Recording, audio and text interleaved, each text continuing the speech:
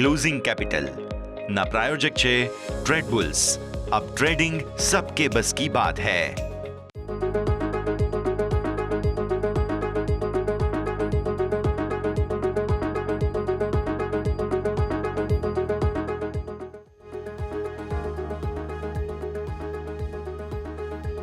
નવા રેકોર્ડ તોડ દિવસે આપણે ફરી એકવાર વાત કરી રહ્યા છીએ મંથલી એક્સપાયરી અને 26,200 ને પાર કારોબાર।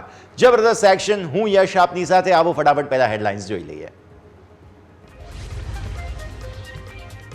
નિફ્ટીએ સતત 5મા દિવસે બનાવ્યો નવો રેકોર્ડ। સપ્ટેમ્બર એક્સપાયરીના દિવસે માર્કેટ લીલા નિશાનમાં। સામે મિડ અને સ્મોલ કેપ શેર્સમાં પ્રોફિટ બુકિંગ। ડો ફ્યુચર્સે લગાવી ડબલ સેન્ચુરી। યુરોપિયન માર્કેટમાં 1.5 થી 2.5% સુધીની તેજી। એશિયન માર્કેટમાં તેજી વચ્ચે નિકાય 900 અંક વધીને બંધ થયો।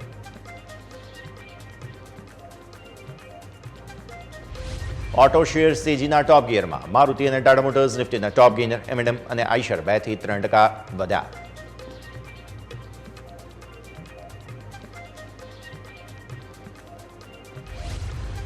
ટાટા મોટર્સ જેએલઆર બ્રિટનના ઈવી મેન્યુફેક્ચરિંગ પ્લાન્ટમાં કરશે 500 મિલિયન પાઉન્ડનું રોકાણ। 2030 સુધીમાં દરેક જગુઆર લેન્ડ રોવર કાર હશે ઇલેક્ટ્રિક વ્હીકલ।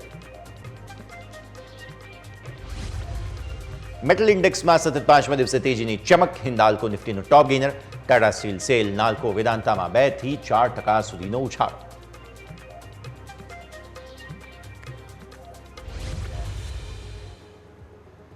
आओ सीधा जी हमारा इंटरेक्टिव वॉल पर। भारतीय मार्केट से रिकॉर्ड तोड़ तेजी जे छे ते कायम राखी छे। निफ्टी बैक टू बैक तमने रिकॉर्ड बनावतुं जोवा मळी रह्युं छे अने इनफेक्ट मारे लाइव कोट्स जोवा पड़शे कारण के अत्यारे जे छे ते रिकॉर्ड बनाव्या बाद निफ्टी 26,200 इनफेक्ट 26,240 ने पार छे। याद राखो आजे लो बनाव्या हता 26,000 ना अने त्यांथी पछी जे तेजी आवी छे अमेजिंग मूव। लगभग अत्यारे फिलहाल 250 पॉइंट सुधीनी तेजी थवा जाय छे। आवो फटाफट डेली चार्ट्स पर नजर करी लईए। डेली चार्ट्स में जेटલું પણ અપડેટ છે તેમાં તમને જોવા મળે છે કે પૂરી કોશિશ જે છે તે કરવામાં આવી રહી છે તેજી તરફ જ આગળ વધવા માટેની। આપણે જે એક હર્ડલ બનાવ્યું હતું કે આ જે 10 દિવસની મૂવિંગ એવરેજ છે જે કન્જંક્શન ધીરે બની રહ્યું છે સો ફાર આ બ્રોડ બેઝડ આગળ જ વધી રહ્યું છે। તેજી તરફી ચાલ જોવા મળી રહી છે। લગભગ કોઈ બ્રેક લાગી નથી અને આવી સ્થિતિમાં 26,250 ને ઉપર એટલે કે લગભગ અહીંયા સુધીની તેજી થઈ ચૂકી છે। આજની જ કેન્ડલ એક્સપાયરીનો દિવસ છે અને જબરદસ્ત તેજીનું એક્શન તમને જોવા મળી રહ્યું છે। તો ઓવરઓલ તેજી તરફી ચાલ હજુ પણ કાયમ છે। તમારા લેવલ જે છે તે 25,724 સુધી આવી ચૂક્યા છે જે સપોર્ટ એરિયા તરીકે અહીંયાથી ખાસ એક્ટિવેટ થતા જોવા મળે પણ અલ્ટિમેટલી તેજી તરફી ચાલ જ જોવા મળી રહી છે। આવો ફટાફટ આપણે નજર કરી લઈએ અહીંયાથી ખાસ અને તે છે અહીંયા તમારા માટે 15 મિનિટના ચાર્ટ્સ। તમે અપડેટેડ ચાર્ટ્સ જોશો તો તે અહીંયા સુધીની તેજી બતાવે છે એટલે કે તેજી તરફી ચાલ જેમ મેં કહ્યું તેમ કાયમ રહેતી જોવા મળી રહી છે। આ છે તમારા માટે ડેલી ચાર્ટ્સ। પછી 15 મિનિટના ચાર્ટ તમારા સ્ક્રીન પર આ રીતે જોવા મળી રહ્યા છે જેમાં તમે જુઓ છો તે પ્રમાણે 250 એટલે કે આના પણ ઉપર લગભગ અહીંયા સુધી આપણે તેજી જોઈ ચૂક્યા છીએ। એટલે જબરદસ્ત તેજીનું એક્શન અત્યારે ફિલહાલ આપણે વાત કરી રહ્યા છીએ ત્યારે 26,250 નવા રેકોર્ડ બની રહ્યા છે। બહુ જબરદસ્ત એક્શન તમને અહીંયાથી ખાસ બનતું જોવા મળી રહ્યું છે। હવે તમે આવો અહીંયાથી ખાસ ઓપન ઇન્ટરેસ્ટ પર બીકોઝ આ એક્સપાયરીનો દિવસ હતો।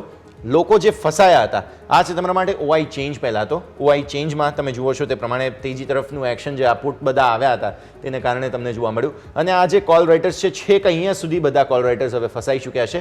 ઓઆઈ અને ઓઆઈ ચેન્જના હિસાબથી એવું જોવા મળે છે આપણને કે તેજી તરફી ચાલ જ લગભગ આપણને જોવા મળી રહી છે। તો ઓપન ઇન્ટરેસ્ટ પણ એક વખત જોઈ લઈએ અને ઓપન ઇન્ટરેસ્ટના હિસાબથી પણ તમને જોવા મળશે ઓવરઓલ તેજી તરફી જ ચાલ જોવા આપણને મળી રહી છે। અને આ ચેન્જ છે કે ચેન્જમાં પણ તમને ઓપન ઇન્ટરેસ્ટની ચાલ અહીંયાથી જોવા મળી રહી છે। આ બધા જ કોલ રાઇટર્સ અત્યારે ફસાઈ ચૂક્યા છે। તો નિફ્ટી ઓવરઓલ બહુ જ અમેઝિંગ મૂવ। હવે આવો બેંક નિફ્ટી પર।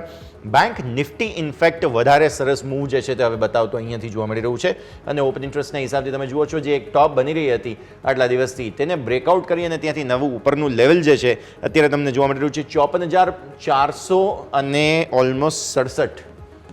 સો તમે 54,500 અપ્રોચ કરી રહ્યા છો। હવે બહુ જ સરસ મૂવ બહુ જ સરસ તેજી આજના દિવસે આવતી જોવા મળી રહી છે અને જે નીચે તરફના જે ગેપની આપણે વાત કરી હતી કે આ 53,000 તમારા માટે થઈને પર્ટિક્યુલરલી બહુ મહત્વનું લેવલ બનતું જોવા મળી રહ્યું છે 330।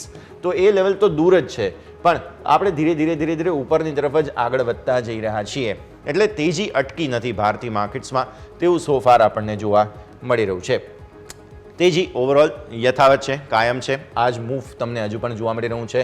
આવો ફટાફટ હવે નજર કરી લઈએ અહીંયાથી ખાસ જે મૂવમેન્ટ બનતી જોવા મળી રહી છે તેમાં 15 મિનિટના ચાર્ટ્સ. 15 મિનિટના ચાર્ટ્સમાં પણ તમે જુઓ છો આ તેજી છેક ઉપરની તરફ નીકળી ચૂકી છે. એટલે આ જે જૂના ચાર્ટ્સ છે અમારા તેમાંથી પણ તમે આગળ જુઓ તો સતત નવું અપડેટ તો એમ જ કહે છે કે તેજી તરફી ચાલ કાયમ છે. હું એટલા માટે ફટાફટ સ્કીપ કરી રહ્યો છું કારણ કે હવે આ વાત કરવાનો મતલબ નથી, કારણ કે જે કન્જંક્શન ઝોનમાં હતા ત્યાંથી તો નિફ્ટી અને બેંક નિફ્ટી ક્યાંય ઉપર નીકળી ગયા છે. ઓપન ઇન્ટરેસ્ટ એક વખત જોઈ લઈએ ડેફિનેટલી, બીકોઝ ઓપન ઇન્ટરેસ્ટમાં આપણને જોવા મળી રહ્યું હતું કે જે 54,500 છે નિફ્ટી બેંકના ઇનફેક્ટ ઓપન ઇન્ટરેસ્ટમાં 54,500માં તમને જોવા મળ્યું હતું કે ઓપન ઇન્ટરેસ્ટનું કન્જંક્શન હતું. આ છે તમારા માટે 54,500. હવે તો આ કોલ રાઇટર્સ પણ ધીરે ધીરે ફસાવા જઈ રહ્યા છે કેમ કે આજના હાઈ 467 બની ગયા. બહુ જબરદસ્ત તેજી જે છે તે આવી ચૂકી છે. આવી સ્થિતિમાં સતત તેજી તરફનું જ એક્શન જે છે તે આપણને બનતું જોવા મળી રહ્યું છે અને એટલા માટે આપણે જોઈ રહ્યા છીએ કે સતત આ જે બધા જ કોલ રાઇટર્સ છે તે હવે અહીંયાથી ફસાઈ ચૂક્યા છે અને એટલા માટે તેજી જે છે તે હજુ પણ યથાવત રહેતી આપણને જોવા મળી રહી છે. તો આ છે ઓવરઓલ ભારતીય માર્કેટ્સનું સેટઅપ. નિફ્ટી બેંક નિફ્ટી, અચ્છા ઓવાઈ ચેન્જ હું ક્વિકલી બતાવી દઉં તમને. ઓપન ઇન્ટરેસ્ટ ચેન્જના હિસાબથી તમે જુઓ છો આજે જ જે છે તે આ પુટ રાઇટર્સ આવ્યા હતા 54,200 પર અને એના કારણે થઈને જબરદસ્ત એક્શન તમને જે છે તે આ તેજી તરફનું આવતું જોવા મળેલું છે. તો ઓવરઓલ તમે જુઓ છો કે બેંક નિફ્ટી પણ હવે તેજી તરફી જ તૈયારીઓ કરતું અત્યારે ફિલહાલ જોવા મળી રહ્યું છે. તો આ છે સેટઅપ.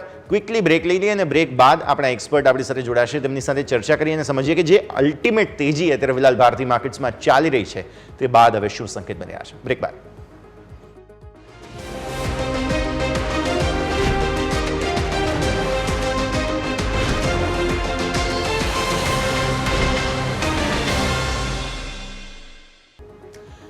સ્વાગત છે. ભારતીય માર્કેટ્સ અમેઝિંગ મૂવ બતાવતા તમને અત્યારે ફિલહાલ જોવા મળી રહ્યા છે અને તેજી તરફી જે સંકેતો અત્યારે ફિલહાલ કાયમ રહેતા આપણને જોવા મળી રહ્યા છે. તો પરિસ્થિતિ આજ પ્રમાણે હજુ પણ તેજી તરફી ચાલ આપણને સૌ કોઈને જોવા મળી રહી છે. પણ તમે જે ચાર્ટ્સ વગેરે બાકી બધી સ્થિતિઓ જુઓ તો તેજી હજુ પણ સોફાર યથાવત જ રહેતી આપણને જોવા મળી રહી છે. આગળ વધીએ અને આપણી સાથે લક્ષ્મીશ્રી ઇન્વેસ્ટમેंट्सના अंशुल जैन जुड़ाए रहा है. अंशुल जी बहुत बहुत स्वागत आपका. सबसे पहले तो sir good afternoon. Amazing move monthly expiry के दिन पर हमें देखने मिल रही है और 26,250 का एक नया आयाम जो है वो अब सर कर चुका है निफ्टी और बैंक निफ्टी हम देख रहे हैं कि 54,500 को भी ऑलमोस्ट अप्रोच कर लिया. तो सितंबर सीरीज जो खत्म हो रही है वो बहुत ही अच्छे नोट पे हो रही है. भले ही बैंक निफ्टी ने कल थोड़ा सा सुस्त मूव दिखाई लेकिन फिर भी आज जो मूव दिखा रहे हैं वो तो मतलब फिर से एक बार कन्विक्शन आ रहा है कि अब अक्टूबर में क्या होगा ये सवाल है. तो बैंक निफ्टी के रोलओवर्स पहले तो आप बता दें सर और साथ ही साथ हम निफ्टी में कैसे आज की जो तेजी है उसको देख रहे हैं, आज की मूव को कैसे आप ऑब्जर्व कर रहे हैं सर वो बताइए. Good afternoon. नमस्कार ये जी, नमस्कार आपके सभी दर्शकों को, धन्यवाद बुलाने के लिए. देखिए बेहतरीन मौका है. लास्ट वीक हमने डिस्कस किया था कि 26,150 तक इंडेक्स आ सकता है और 26,150 तक हम आते हुए दिख गए हैं. यहाँ से डेटा एक्सट्रीमली ओवरबॉट है. FII अपने प्रीवियस हाईस जो पोजीशन थी वहाँ तक आ चुके हैं, तो डेटा अब एक्सट्रीमली ओवरबॉट है. यहाँ से बहुत ज़्यादा फ्रेश लॉन्ग्स लेना अब बहुत समझदारी का सौदा नहीं होगा. अब यहाँ से आपको प्रॉफिट बुकिंग करनी चाहिए. थोड़ी बहुत, मैं ये नहीं बोल रहा हूँ 100% बेच के कैश पे आ जाइए, बट कुछ हद तक प्रॉफिट बुकिंग करके रखनी चाहिए क्योंकि अगर मार्केट यहाँ से पलटता है तो आपके पास कुछ कैश होना चाहिए बाई ऑन डिप्स के लिए. तो लगभग थोड़ा सा डिप आती हुई दिखेगी क्योंकि FII का डेटा अब बहुत ज़्यादा ओवरबॉट है और मुझे यहाँ से थोड़ी सी अपसाइड की प्रोबेबिलिटी कम, थोड़ा सा करेक्शन और डाउनसाइड की प्रोबेबिलिटी ज़्यादा दिख रही है. तो थोड़ी बहुत प्रॉफिट बुकिंग करनी चाहिए.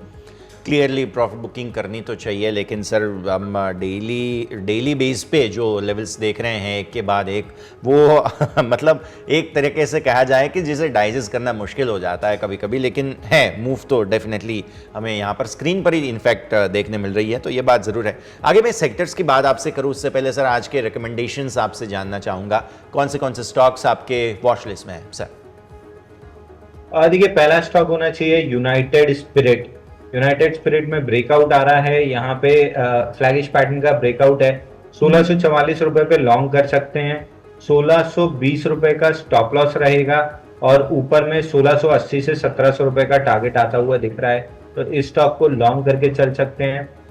दूसरा स्टॉक जो मुझे अच्छा लग रहा है वो है वेदांता. वेदांता में ब्रेकआउट आया है परसों के सेशन में. कल नैरो रेंज सेशन था, आज फॉलो थ्रू मूव मिली है. ₹500 के आसपास लॉन्ग कर सकते हैं, डिप्स पे 485 पे ऐड कर सकते हैं। 470 का क्लोजिंग बेसिस पे स्टॉप लॉस रहेगा और ₹540 आता हुआ दिख रहा है एकदम शॉर्ट टर्म बेसिस पे। तो ये दो ट्रेड्स रहेंगे मेरी तरफ से।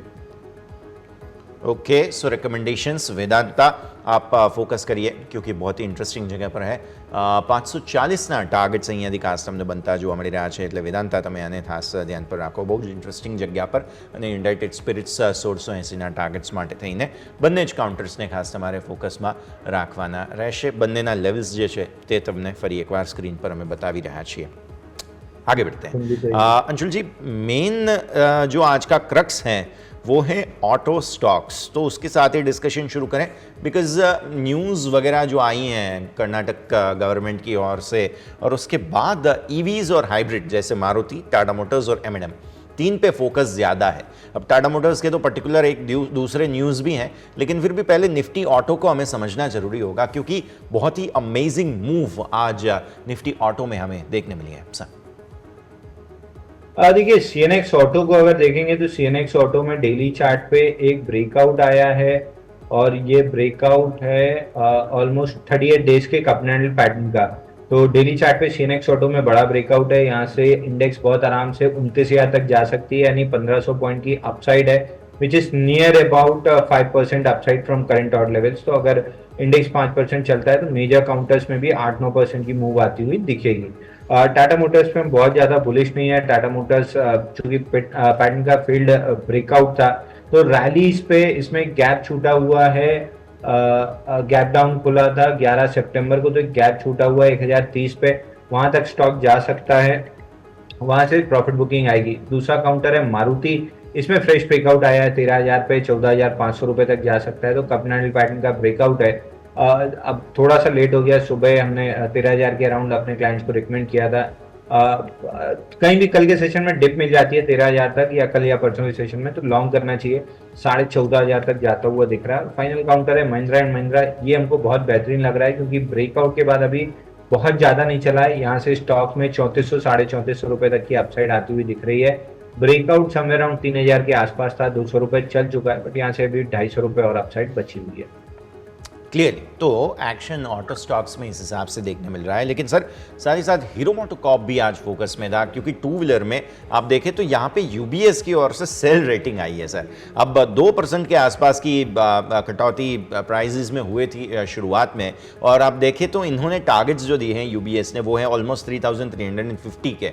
अब आप देखें तो एथर का भी आईपीओ बहुत जल्द आने वाला है सर, और उससे पहले की मूव जो है वो इस हिसाब से आती हुई देखने मिल रही है कि इनको पसंद नहीं आ रहा है यूबीएस को. आप देखें टेक्निकली बहुत बढ़िया रहा है, मॉनसून बढ़िया रहा है, तो कंजम्पशन के हिसाब से भी देखें तो लोग नए बाइक्स वगैरह की फेस्टिव सीजन में भी शॉपिंग करेंगे.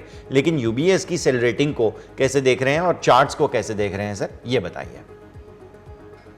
देखिए यूबीएस इन सारी रिपोर्ट्स को अगर देखें तो ये बहुत ज्यादा नी जग रिएक्शन के अलावा इनमें कोई वो असर नहीं आता है. हालांकि आज ऑटो काउंटर्स चले हैं लेकिन हीरो मोटर टीवीएस नहीं चला है.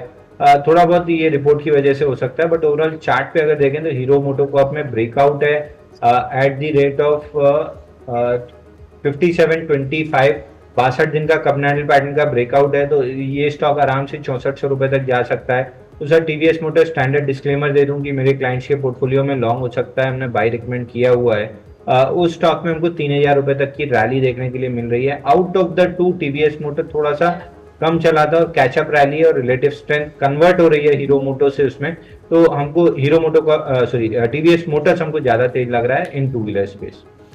ટુ વ્હીલર સ્પેસમાં ટીવીએસ મોટર્સ વધારે સારું લાગી રહ્યું છે. હીરો મોટોકોર્પ કરતાં પણ વધારે સારું એક્શન જે છે તે અહીંયાથી તમને બનતું જોવા મળી શકે છે, તો આને તમે ધ્યાન પર રાખો.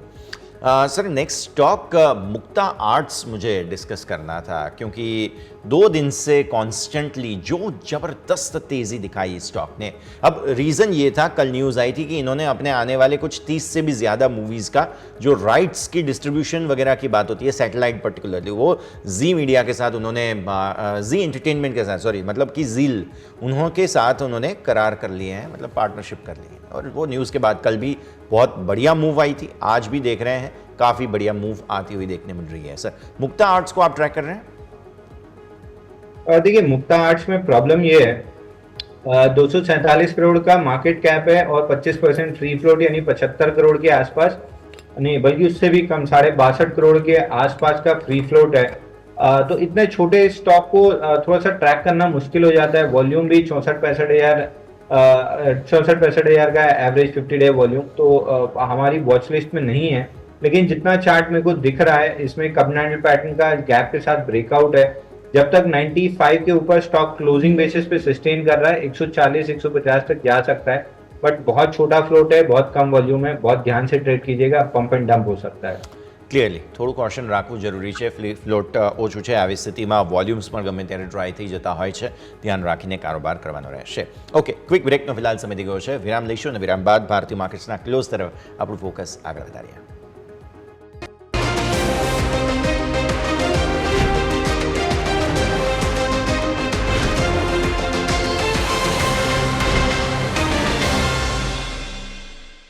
બ્રેક બાદ આપનું સ્વાગત છે. જુઓ, ફરી એકવાર રેકોર્ડ તરફ આગળ વધવાની કોશિશ નિફ્ટી કરી રહ્યું છે. એક્ઝેક્ટ 26,250 નિફ્ટીએ રેકોર્ડ હાઈ બનાવ્યા છે. બેંક નિફ્ટી માટે 54,467ના રેકોર્ડ હાઈ અહીંયા ખાસ બનતા જોવા મળી રહ્યા છે. એટલે અમેઝિંગ મૂવ જે છે તે અત્યારે ફિલહાલ તમને આવતી જોવા મળી રહી છે અહીંયાથી ખાસ. મિડ કેપ અને સ્મોલ કેપ નર્વસ હતા. જુઓ, મિડ કેપ લીલા નિશાનમાં આવી ગયો, સ્મોલ કેપ હજુ પણ 0.5% આસપાસની વેચવાલી બતાવી રહ્યું છે.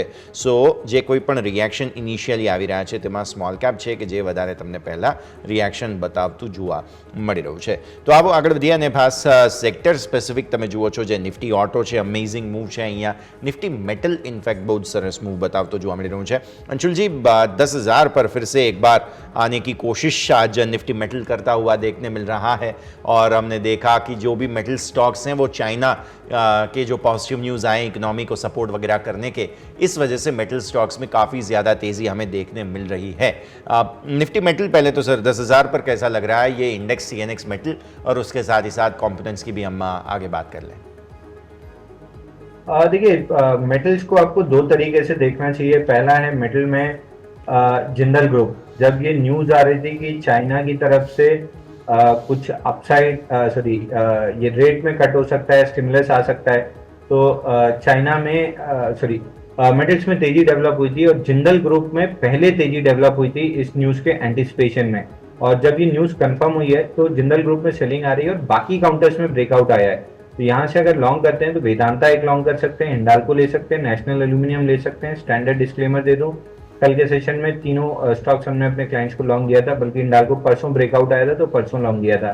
तो हमारे क्लाइंट्स लॉन्ग हो सकते हैं. तीनों काउंटर्स में हमको यहाँ से कम 15% की अपसाइड आती हुई दिख रही है. तो इन तीनों काउंटर्स को आपको लेके चलना चाहिए. करंट ऑर्डर लेवल से भी 12-13% की अपसाइड अभी बची हुई है. तो ये तीन काउंटर्स आप मेटल में देख सकते हैं. ક્લિયરલી તો મેટલ્સ પર વ્યૂ આ પ્રમાણે અહીંયાથી ખાસ બની રહ્યું છે. બધા જ કાઉન્ટર્સ તમે ધ્યાન પર રાખો. JSW ગ્રુપની કંપનીઓ ખાસ પસંદ છે અંશુલને, તો એના ઉપર પણ તમારી નજર જરૂરથી હોવી જોઈએ. कंजम्पशन की थीम भी बढ़िया चली है सर. आज आप देख रहे हैं कि त्योहारों का सीज़न आ गया है और उसी सिचुएशन में आज कंजम्पशन की जो इंडेक्स है वो 1% अप है. इनफैक्ट आप देखें तो ब्लू स्टार में देख रहा हूँ काफ़ी ज़्यादा तेज़ी आज इस स्टॉक में आई है. और उसके बाद जो ईजी ट्रिप प्लानर्स जैसे स्टॉक हैं कि जो भी आइडियली कंजम्पशन के साथ ही जुड़े हुए हैं, सर्विस में हैं लेकिन फिर भी ये सेक्टर तो आप अगर देखें तो यही है. और ईजी ट्रिप प्लानर्स में तो ब्लॉक डील वगैरह भी थी, उसके बाद भी काफ़ी अच्छी मूव आई है. तो पहले तो कंजम्पशन को इनफैक्ट हम समझ लेते हैं और ये एक दो स्टॉक्स जो मुझे डिस्कस करने हैं बाद में. ब्लू स्टार को पर्टिकुलरली हम डिस्कस कर लेते हैं. पहले निफ्टी कंजम्पशन आज 13,040 के ऊपर है ये सेक्टोरियल इंडेक्स सर. देखिए कंजम्पशन इंडेक्स लास्ट वीक भी हमने डिस्कस किया था कि कंजम्पशन इंडेक्स में यहाँ से 8-9% की अपसाइड दिख रही है. मेरे को ये पूरा सेक्टर काफ़ी अच्छा लग रहा है. इस सेक्टर में आप तेजी प्ले कर सकते हैं. स्पेसिफिकली आप ब्लू स्टार पूछें तो ब्लू स्टार में बता देता हूँ. यहाँ पे एक फ्लैट बेस का या राउंडिंग बॉटम कह सकते हैं, इसका ब्रेकआउट है 1846 पे. स्टॉक में 2300 रुपये तक की अपसाइड आ सकती है. 2130 चल रहा है, यानी 170 रुपये और बचा हुआ है. लेकिन कंजम्पशन स्पेस से अगर आप मुझसे कहेंगे कि मैं एक ही स्टॉक ले सकता हूँ तो मैं सबसे पहले पिक करूँगा, मतलब इन टर्म्स ऑफ स्टॉक मैं सबसे पहले पिक करूँगा यूनाइटेड स्पिरिट. इस स्टॉक में बहुत लंबी तेजी डेवलप होती हुई दिख रही है. करंट मार्केट प्राइस से अगर इस स्टॉक को लॉन्ग करके चल सकते हैं तो प्रोबेबली 1 से 1.5 महीने में आपको 10% से ऊपर की अपसाइड मिल सकती है. तो यूनाइटेड स्पिरिट को लेके चलना चाहिए. दूसरा आईटीसी और हिंदुस्तान यूनिलीवर भी ठीक लग रहे हैं, कंजम्पशन में गिनी है या एफएमसीजी में, बट ये 3 स्टॉक्स काफी अच्छे लग रहे हैं। टॉप पिक यूनाइटेड स्पिरिट रहेगी। स्टैंडर्ड डिस्क्लेमर, क्लाइंट्स लॉन्ग हो सकते हैं। यूनाइटेड स्पिरिट हमने ऑलरेडी बाय लिया हुआ है। ક્લિયર. તો યુનાઇટેડ સ્પિરિટ્સ વધારે પસંદ પડી રહ્યું છે કન્ઝમ્પશનની થીમ આવે છે ત્યાં સુધી. अच्छा सर, ब्लू स्टार मुझे डिस्कस करना था. ये stock out of the season चला है सर. आइडियली हम देखते हैं कि समर सीज़न के बाद स्टॉक ये सारे जो कूलिंग रेफ्रिजरेशन वगैरह के साथ जुड़े हुए हैं वो ठंडे पड़ जाते हैं, लेकिन इस बार आउट ऑफ द सीज़न हमने देखा. अब एक रीज़न ये हो सकता है कि फेस्टिवल सीज़न है और लोग जो है वो शॉपिंग वगैरह करते हैं, डिस्काउंट्स भी मिलते हैं, और इस वजह से भी शायद हो सकता है कि ये कूलिंग रेफ्रिजरेशन के साथ जुड़ी हुए सारी जो काउंटर्स हैं ये भी मूव कर रहे हों. तो ब्लू स्टार के चार्ट्स सर पहले तो, और वोल्टास और ब्लू स्टार को मैं एक बार तो कंपेयर भी करना चाहूँगा, क्योंकि वोल्टास कॉन्स्टेंटली अंडर परफॉर्म करता रहा है, लेकिन लेटली वहाँ पर भी ग्रीन शूट्स आने की कोशिश बहुत ज़्यादा हो रही है सर. तो इन दोनों को थोड़ा कंपेयर कर लेते हैं. देखिए, दोनों स्टॉक स्ट्रक्चरल बुल रन में है. मैं इस थियरी से थोड़ा सा इत्तेफाक नहीं रखता हूं कि सीजन में चलते हैं और सीजन के बाद ठंडे हो जाते हैं. ये प्री कोविड में एग्री करता था कि ये चीजें चलती थी, लेकिन कोविड के बाद से ये सिक्लिकल होने की जगह एक स्ट्रक्चरल बुल रन में है. ब्लू स्टार आप देखिए, जब इसने ब्रेकआउट दिया था पूरे बड़े पैटर्न का मई 2021 में, उसके बाद से स्ट्रक्चरल बुल रन है, कंटिन्यूसली ऊपर है. वीकली चार्ट पे 4-6 हफ्ते का करेक्शन जरूर आता है, लेकिन एक सेक्युलर बुल रन में है. और ये सेक्युलर बुल रन के फैग एंड पे है, जहां पे 2400 2450 जाते जाते ब्लू स्टार एक्सट्रीमली ओवरबॉट हो जाएगा, वहां से प्रॉफिट बुकिंग आएगी. तो अगर आपके पास है तो 2450 के रेंज में बुकिंग करने की सोचिए. फिलहाल फ्रेश लॉन्ग करते हैं तो 2000 रुपए का स्टॉप लॉस ले सकते हैं. कंपेयर टू दैट वोल्टास में उतनी मोमेंटम नहीं आई है जितनी ब्लू स्टार में आई है, और अब यहाँ से वोल्टास कैचअप कर सकता है. तो वोल्टास में भी 2350 रुपए तक की अपसाइड आ सकती है. तो परसेंटेज के लिहाज से देखें तो जो मूव जब तक खत्म होगी तब तक यहाँ से वोल्टास में ज्यादा अपॉर्चुनिटी है पैसा बनाने की कंपेयर टू ब्लू स्टार. लेकिन रिलेटिव स्ट्रेंथ एनी डे अभी भी ब्लू स्टार में है. कैचअप रैली में वोल्टास चलता हुआ दिख सकता है. ક્લિયરલી. તો વ્યૂ આ પ્રમાણે અહીંયાથી ખાસ બનતું જોવા મળી રહ્યું છે, જેમાં એક્શન અત્યારે ફિલહાલ વોલ્ટાસ બ્લુ સ્ટાર બંનેને કમ્પેર પણ આપણે અહીંયાથી સાથે સાથે કરતા જોવા મળ્યા છીએ. नेक्स्ट स्टॉक सर जेंसॉल इंजीनियरिंग पर आप नज़र डालिए, क्योंकि बहुत ही बढ़िया जो है वो एक्शन देखने मिला है. इस स्टॉक में कॉन्स्टेंटली 9 दिन तक सेलिंग देखने मिली है हमें, और उसके बाद आज ग्रीन कैंडल बनी है. तो पिछले 9 दिन और उसके भी कुछ 3-4 दिन आगे के आप रेड कैंडल्स को देख के एनालाइज कीजिए सर. आज का जो सपोर्ट लेने की कोशिश ये स्टॉक कर रहा है, कितनी सफलता इस स्टॉक को मिल सकती है? सपोर्ट के बाद फिर से तेजी की ओर आगे बढ़ सकता है कि नहीं? क्योंकि यहाँ पर जो प्रमोटर हैं इनके, अनमोल सिंह जग्गी, उन्होंने कुछ शेयर्स खरीदे हैं. ऑलमोस्ट प्रमोटर का हिस्सा भी बढ़ गया है जेंसॉल में सर. देखिए, स्टॉक टॉप आउट हुआ था, उसके बाद कंटिन्यूसली डाउन मूव में रहा है. फ्लैट बेस बनाने के बाद वापस से ब्रेकडाउन आया था. तो मैं आज की मूव को केवल फुल बैक की तरह मानूंगा. मेरे को बहुत ज्यादा यहाँ पे कोई स्ट्रक्चर चेंज होता हुआ नहीं दिख रहा है. स्टॉक नीचे में 700 रुपए अगर आता है 1.5-2 महीने में, तो मेरे को बहुत ज्यादा सरप्राइज नहीं होगा. मैं इस पे सेल ऑन रैली, इस वाली रैली ही मान के चल रहा हूँ. तो अगर रैली कंटिन्यू भी होती है तो आपको सेल करके चलना चाहिए. सुबह एक अच्छा मौका मिला था, अगर 7-8 दिन में आप फंसे हुए थे तो निकलने का. बट अगर यहाँ से वापस से आज का जो लो है ये टूटता है, आज का लो है टू बी प्रिसाइज 826, अगर ये टूटता है तो आपको एग्जिट कर लेना चाहिए. नीचे में 700 रुपए आता हुआ दिख रहा है स्टॉक. તો વ્યૂ આ પ્રમાણે અહીંયાથી ખાસ બનતો જોવા મળી રહ્યું છે. જેન્સોલ બહુ જ મહત્વપૂર્ણ કાઉન્ટર આજના દિવસ માટે બનતું જોવા મળી રહ્યું છે, નજર રાખવાની રહેશે. अच्छा, मेटल्स की हमने बात की है, मैं थोड़ा सा माइनिंग मिनरल्स के ऊपर भी सर आपसे डिस्कस करना चाहूँगा, क्योंकि एनएमडीसी ने काफ़ी अच्छी मूव दिखाई है. और आप देखें तो अन्य जो स्टॉक्स हैं जो माइनिंग के साथ जुड़े हुए हैं वहाँ पे भी पूरा एक्शन आज देखने मिल रहा है. लेकिन एनएमडीसी तो सर आजकल मैं देख रहा हूँ बहुत जगह चर्चा भी हो रही है इस स्टॉक की. कुछ रीजंस वगैरह भी हैं, लेकिन आप कैसे देख रहे हैं सर? 235 आज टॉप आउट करने की कोशिश, 4% की तेज़ी आज हमें देखने मिली है सर. देखिए, वीकली चार्ट पे बहुत ओवरसोल्ड था. अगर आप वीकली चार्ट देखेंगे तो कंटिन्यूसली डाउनवर्ड चैनल में था, वहां से ब्रेकआउट दिया है. अब ये ब्रेकआउट सस्टेन होता है नहीं कहना मुश्किल है. अगर सस्टेन होता है 230-235 के ऊपर ये स्टॉक 5-7 दिन टिक जाता है तो फिर मैं ये कहूंगा कि चैनल का ब्रेकआउट है और सस्टेन करने की कोशिश कर रहा है। बट फिलहाल अर्ली कॉल होगा कि ये ब्रेकआउट सस्टेन हो रहा है और बाई करना चाहिए। आई वुड अवॉइड, मैं 5 से 8 दिन देखूंगा। अगर ये 230 के लेवल, 235 के लेवल को होल्ड कर जाता है तो फिर मेरा बाइंग में इंटरेस्ट आएगा। तब मैं कंफर्म रहूंगा कि चैनल का ब्रेकआउट है और ऊपर में 280 रुपए तक ये स्टॉक जा सकता है। तो 4 से 5 दिन पहले स्ट्रेंथ का वेट कीजिए, स्ट्रेंथ रह जाती है तो બાઇંગ બનેगी। ક્લિયરલી જો સ્ટ્રેન્થ રહે તો પછી આગળ વધારે ખરીદારી કરવાની સલાહ। એનએમડીસી બહુ જ અમેઝિંગ મૂવ તમને આજે જે છે તે ખાસ સ્ટોક બતાવી રહ્યું છે, નજર રાખવાની રહેશે। અહીં अब मार्केट सर क्लोज की तरफ आगे बढ़ रहा है। मैं क्विकली रैपअप चाहूँगा सर आपसे, ये मिड कैप स्मॉल कैप पे आज नर्वस हैं आप। देखिए निफ्टी रिकॉर्ड पे रिकॉर्ड बनाया जा रहा है और आप जैसे कह भी रहे थे कि थोड़ी प्रॉफिट बुकिंग की एक बात, तो मिड कैप में ऑलरेडी ये शुरू हो चुका है और स्मॉल कैप में तो थोड़ा ज़्यादा ही अग्रेसिव प्रॉफिट बुकिंग होते हुए देखने मिल रही है सर हमें। तो इसको आप कैसे देख रहे हैं? क्या कोई लेवल्स वगैरह ध्यान में रखें नहीं रखें? इन दोनों इंडाइसिस पे पहले आपका रिव्यू ले लूँ आज क्लोज के पहले सर। और देखिए लेवल्स से ज्यादा आपको ये चीज ध्यान रखनी चाहिए कि मैं 2 महीने से कहते आ रहा हूँ कि क्वालिटी इंडेक्स जो है मोमेंटम इंडेक्स को आउट परफॉर्म कर रहा है, तो आपका पैसा अब लार्ज कैप्स में होना चाहिए, ना कि mid cap and small cap में। पिछले 2 हफ्ते से आप देखिए mid cap small cap fit रहे हैं, लार्ज कैप या जो फ्रंट लाइन के काउंटर्स हैं बड़ी मार्केट कैप वाले, वो सारे स्टॉक्स चलते हुए दिख रहे हैं। उसकी एक वजह ये भी थी कि क्वालिटी इंडेक्स तो मोमेंटम को आउट परफॉर्म कर रहा था, उसके अलावा 1,86,000 करोड़ के करीब म्यूचुअल फंड के पास कैश था। और जब मार्केट ओवर स्ट्रेस्ड होता है तो सबसे आदमी सेफ बेट ढूंढता है और सेफ बेट हमेशा लार्ज कैप्स में मिलती है। तो ये समझिए कि म्यूचुअल फंड्स जो है वो कैश रख नहीं सकते, वापस भी नहीं कर सकते, उनको डिप्लॉय करना जरूरी है। तो लार्ज कैप्स में वो डिप्लॉय हो रहा है, इसलिए भी लार्ज कैप में थोड़ी सी रैली ज्यादा आती हुई दिख रही है। तो मिड कैप और स्मॉल कैप में ओवरऑल लेवल से ज्यादा आप ये मान के चलिए कि 5 से 8% का इंडेक्स में करेक्शन दिख रहा है।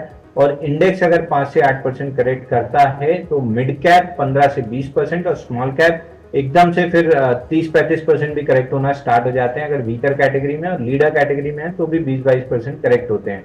तो ये वो स्पेस नहीं है जहां पे मिड कैप स्मॉल कैप आपके पोर्टफोलियो में होना चाहिए, अनलेस वो मार्केट को बहुत ज्यादा आउट परफॉर्म कर रहे हैं। तो भी आप 20 डे मूविंग एवरेज के नीचे क्लोजिंग का स्टॉप लॉस लगा के होल्ड कीजिए। अगर लेगार्ड की कैटेगरी में है तो आपको क्लियरली एग्जिट करना है। अब ये पूछेंगे लेगार्ड की कैटेगरी क्या होती है? 3 महीने का हाई लगाइए, वहां से अगर स्टॉक आपका 10% से ज्यादा नीचे है मतलब ये लेगार्ड की कैटेगरी है, एग्जिट कर लेना चाहिए, क्योंकि मार्केट 3 महीने का या ऑल टाइम हाई बना रहा है और आपका स्टॉक 3 महीने के हाई से 10% से ज्यादा नीचे है। तो ये क्लियरली कट है कि लेगार्ड है, आपको एग्जिट करना चाहिए। ક્લિયર એક્ઝિટનો વ્યૂ અહીંયાથી ખાસ બનતું આપણને જોવા મળી રહ્યું છે। નજર રાખીએ મિડ કેપ અને સ્મોલ કેપ પર। આવો એક વખત ભારતીય માર્કેટ્સના ક્લોઝને ક્વિકલી રેપઅપ કરી લઈએ। અત્યારે ફિલહાલ જોઈ રહ્યા છીએ જે ક્લોઝ તરફ આગળ વધી રહ્યા છીએ ત્યારે નિફ્ટી જે આજના ઇન્ટ્રાડે હાઈ બનાવ્યા ત્યાંથી પછી થોડો નીચે આવ્યો છે। મારુતિ, ગ્રાસિમ, ટાટા મોટર્સ, શ્રીરામ ફાઇનાન્સ આ બધા જ સ્ટોક્સ છે કે જેમાં અમેઝિંગ મૂવ આજના દિવસે આવતી આપણને જોવા મળેલી છે। તો આ બધાને આપણે ખાસ ધ્યાન પર રાખીશું। પણ આવો એક ક્વિક બ્રેકનો પણ ફિલહાલ સમય થઈ ગયો છે। બ્રેક બાદ માર્કેટ સેટલ થઈ જાય ત્યારબાદ આપણે ચર્ચા કરીએ આજના ક્લોઝ પર।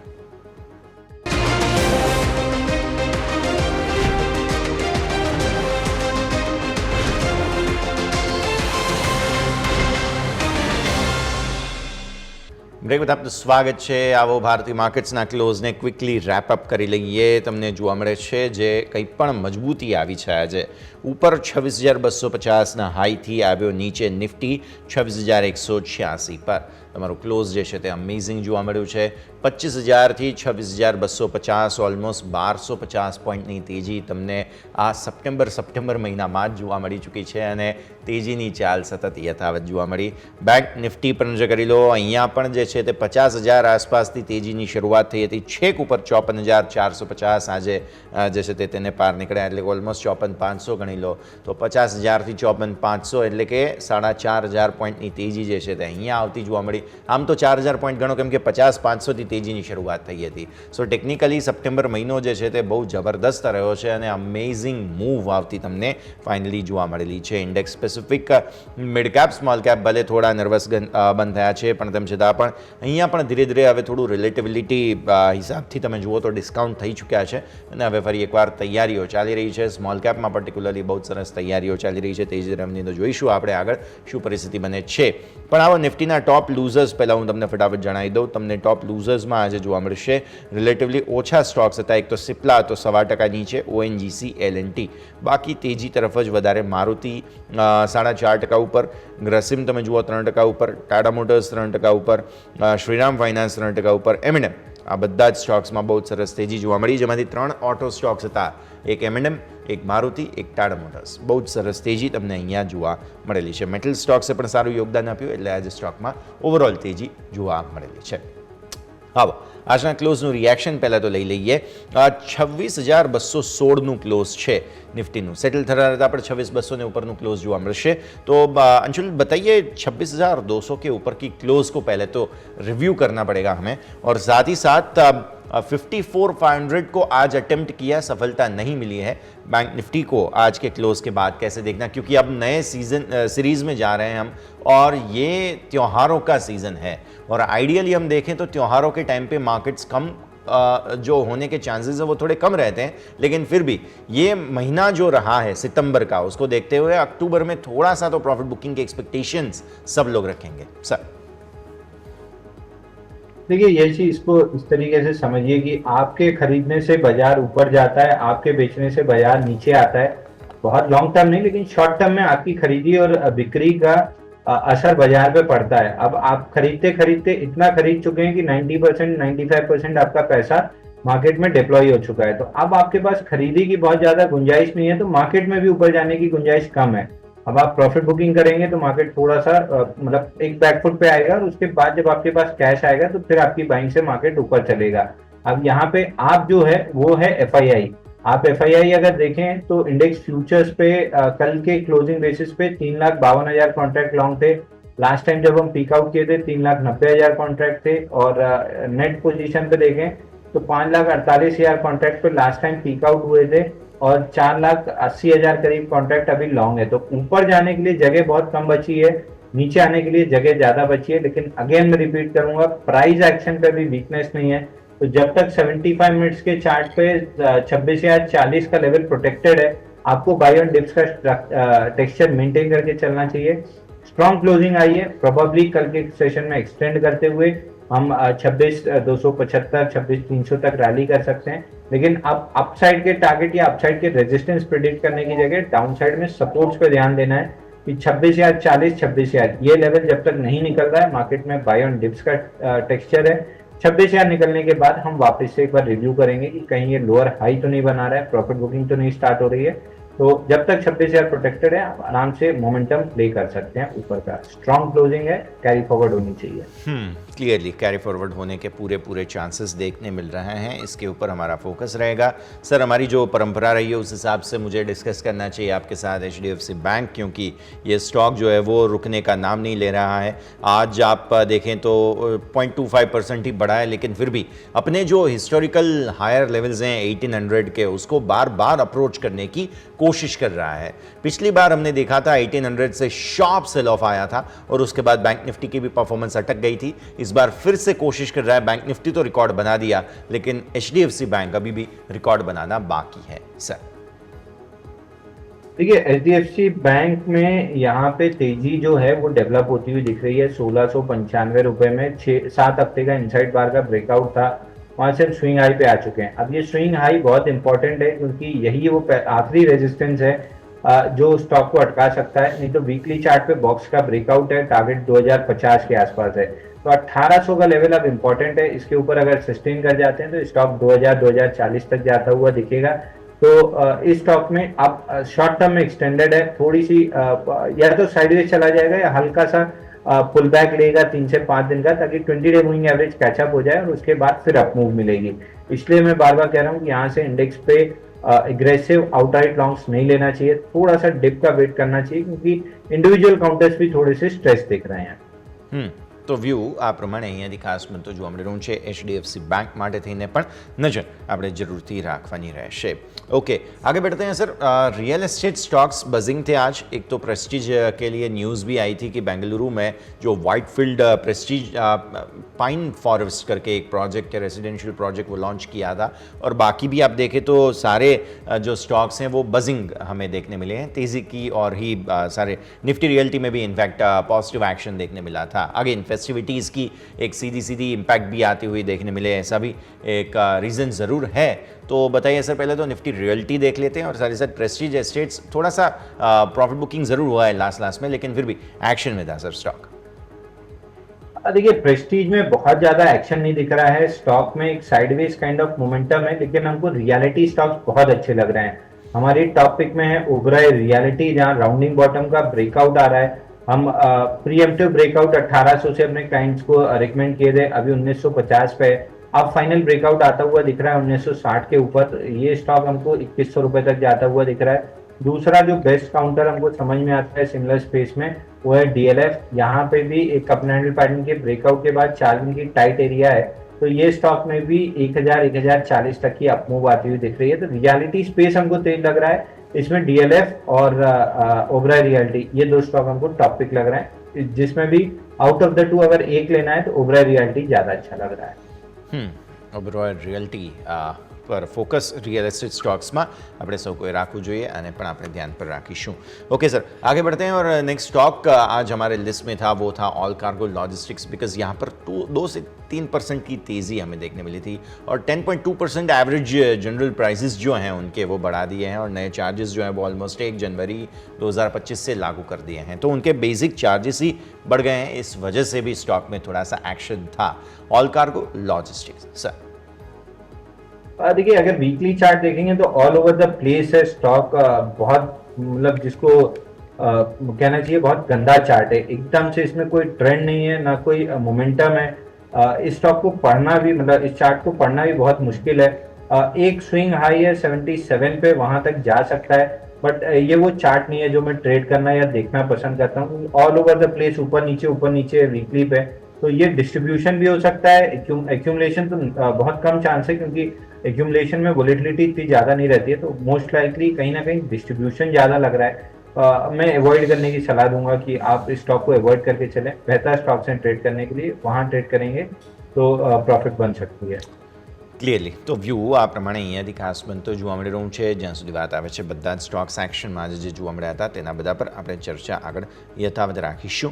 આગળ વધીએ, નેક્સ્ટ સ્ટોક જેને આપણે ખાસ ચર્ચામાં લેવું જોઈએ તે છે Apollo tyres. Sir Apollo tyres पर नज़र डालिए आप, ऑलमोस्ट 4.5% ऊपर था, 584 करीबन हमने देखा इस स्टॉक के आज इंट्राडे हाइज बनते हुए और काफ़ी ज़्यादा मूव भी थी। इनफैक्ट टायर स्टॉक्स आज नहीं कल, मतलब बीते हुए कल भी काफ़ी ज़्यादा बजिंग हमें देखने मिले थे और अपोलो टायर्स, सीएट, ये सारे स्टॉक्स में बज़ हमें लेटली थोड़ा सा देखने मिल रहा है सर। देखिए अपोलो टायर में ब्रेकआउट आया है, almost on the verge of breakout आके क्लोज किया है 564 के आसपास। वॉल्यूम इतना राइज नहीं हुआ था 2 दिन में, पिछले 3 दिन में अपोलो टायर स्पेसिफिकली काफी अच्छा मूव दिखाया है। 520 रुपए से आज का हाई 500 जी माय बैड 3 दिन में बहुत बेहतरीन रैली ली है, लेकिन वॉल्यूम कंप्लीटली मिसिंग है इस काउंटर में। तो मुझे इसलिए ये काउंटर बहुत अच्छा नहीं लग रहा है फ्रेश लॉन्ग के लिहाज से। अगर आप लॉन्ग करते भी हैं तो आपको बहुत स्ट्रिक्ट स्टॉप लॉस ले लेना चाहिए यहाँ से 20 रुपए नीचे का। लेकिन आई वुड सजेस्ट कि आप 5 से 8 दिन दीजिए। अगर इस रेंज में टाइटली कंसोलिडेट करता है तो फिर इस स्टॉक में बेहतरीन बाइंग बनेगी। फिलहाल के लिए प्रीएम्प्टिव हो रहा है तो मैं अवॉइड की सलाह दूंगा, लेकिन 5 से 8 दिन अगर कंसोलिडेट कर लेता है तो फिर ब्रेकआउट पे बढ़िया बाई बनेगा। ક્લિયર તો ટાયર સ્ટોક્સ માટે વ્યૂ આ પ્રમાણે અહીંયાથી ખાસ બની રહ્યું છે। બહુ જબરદસ્ત એક્શન અત્યારે ફિલહાલ આપણને જોવા મળેલું છે લેટલી। તો લેવલ્સ હવે ખાસ એક વખત આવે ત્યારબાદ ફરી નવી એન્ટ્રીની સલાહ બને છે। नेक्स्ट स्टॉक सर ट्रेंट पर नज़र डाल लेते हैं, क्योंकि ट्रेंट फिर से एक बार तेज़ी की ओर आगे बढ़ता हुआ देखने मिल रहा है। सर मैं फिर से एक बार आता हूँ आपके पास, पर ट्रेंड તમે જુઓ તો સ્ટોક લગભગ 3-3.5% ઉપર આજે જોવા મળેલો છે અને તેજી જે હતી તે 7,940 આસપાસ પહોંચતી જોવા મળી। તો 7720થી 80-40ની રેન્જ આજના દિવસે બનતી જોવા મળી છે ટ્રેન્ટમાં, અને બહુ જબરદસ્ત એક્શન જે છે તે અત્યારે ફિલહાલ આપણને ટ્રેન્ટમાં પણ બનતું જોવા મળેલું હતું। તો આને પણ તમે ધ્યાન પર રાખો। સ્ટોક જે છે તે એફએનઓમાં એક સમયે બહુ ટોપ ગેઇનર તરીકે બન્યો હતો, પણ પછી હવે વેલ્યુએશન્સની ચર્ચાઓ પણ બહુ બધી હતી, એટલા માટે થઈને થોડો ઠંડો જે છે તે બનતો ખાસ જોવા મળેલું છે. તો આને પણ આપણે ખાસ ધ્યાન પર રાખીશું. તો ટ્રેન્ડની પણ આગળ આપણે ચર્ચા કરીશું, પણ આગળ વધી અને આપણી સાથે હવે માર્કેટ એક્સપર્ટ જગદીશ ઠક્કર પણ જોડાઈ રહ્યા છે. જગદીશ સર, સ્વાગત અને ગુડ આફ્ટરનૂન.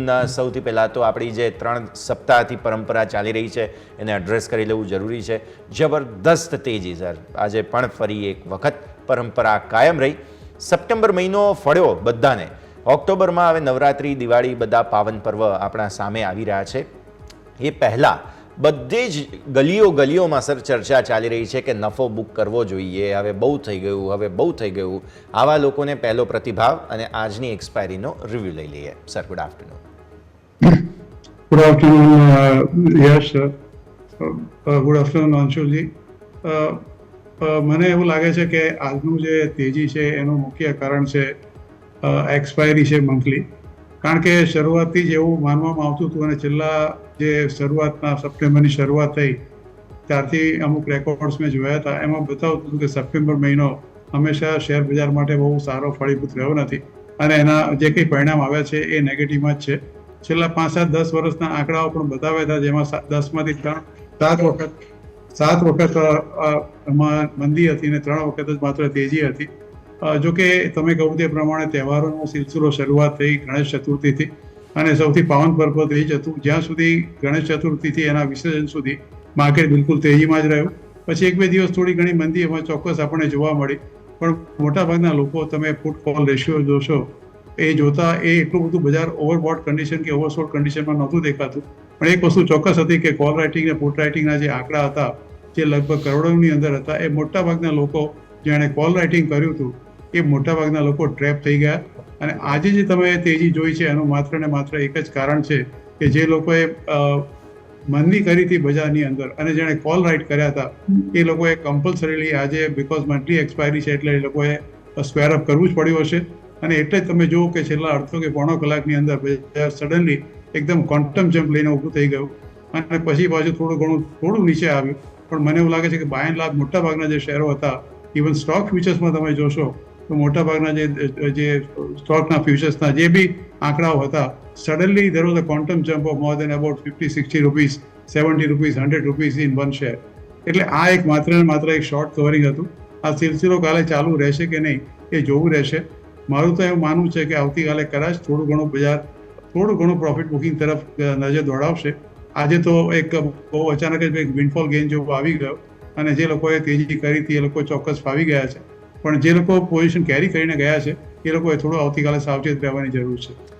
ક્લિયરલી થોડું કોશન રાખવાની જરૂર જોવા મળી રહી છે. પણ સર, આવી સ્થિતિમાં પહેલાં તો તમારા રેકમેન્ડેશન્સ જાણી લઈએ. કયા સ્ટોક્સ જગદીશ સર તમે ધ્યાન પર રાખી રહ્યા છો?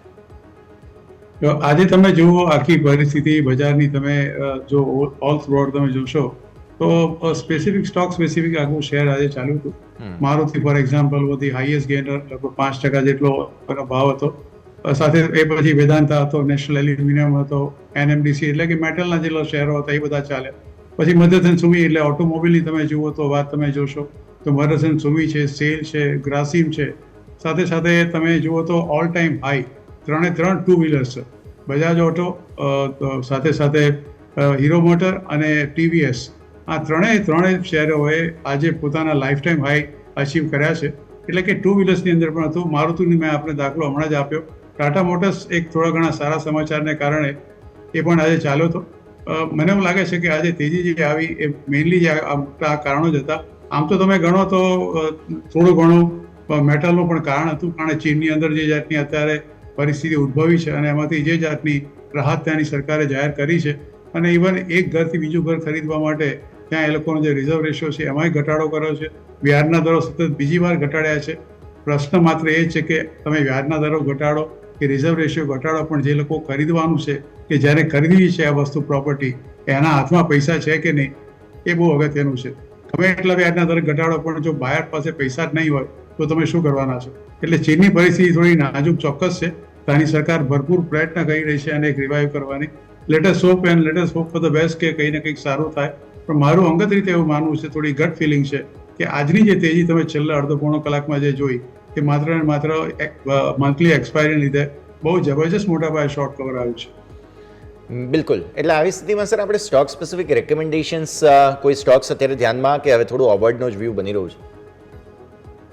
આમ તો મેં તમને કહ્યું કે મોટાભાગના અમુક જે શેરો છે 52 વીક હાઈ પર અત્યારે ચાલી રહ્યા છે, પણ જો તમે આજના જો હાઈ લોની જે અત્યારે વાત કરો ટોપ ગેનર્સમાં, મને એવું લાગે છે કે તમારે મેટલ સ્ટોક પર થોડી ઘણી ચોક્કસ નજર રાખવાની જરૂર છે. એસ્પેશિયલી વેદાંતા છે, નાલ્કો છે, NMDC છે, સેલ છે, હિન્ડાલ્કો છે, ટાટા સ્ટીલ છે, આ બધી કંપનીઓમાં થોડું અત્યારે વધારે ધ્યાન રાખવાની જરૂર છે. અને આપણે જાણીએ છીએ કે નેસ્ડેકને કારણે જે આપણા ટેકનોલોજી શેર જેટલા ચાલ્યા નથી, એને કારણે તમે એની અંદર થોડી ઘણી અત્યારે રાહ ચોક્કસ જોઈ શકો છો. અધરવાઇઝ મેં તમને કહું તે પ્રમાણે મોટાભાગના ઓટોમોબાઈલના શેરો, ફોર એક્ઝામ્પલ ટાટા મોટર્સ છે, મારુતિ છે, એ શેરો સારા છે. મહિન્દ્ર છે ફોર એક્ઝામ્પલ, એ પણ શેર બહુ સારો છે. આ બધા શેરો મને એવું લાગે છે કે સારા છે. એટલે મેટલ અને ઓટોમોબાઈલ આ બે ક્ષેત્રમાં થોડું ધ્યાન રાખવાની ચોક્કસ જરૂર છે. ક્લિયરલી. તો સેક્ટર સ્ટોક્સ આ બધાને ખાસ ધ્યાન પર રાખવાના રહેશે. આવો એક ક્વિક બ્રેકનો પણ સમય થઈ ગયો છે. બ્રેક લઈ લઈએ અને બ્રેક બાદ આપણી ચર્ચાને આગળ વધારીશું.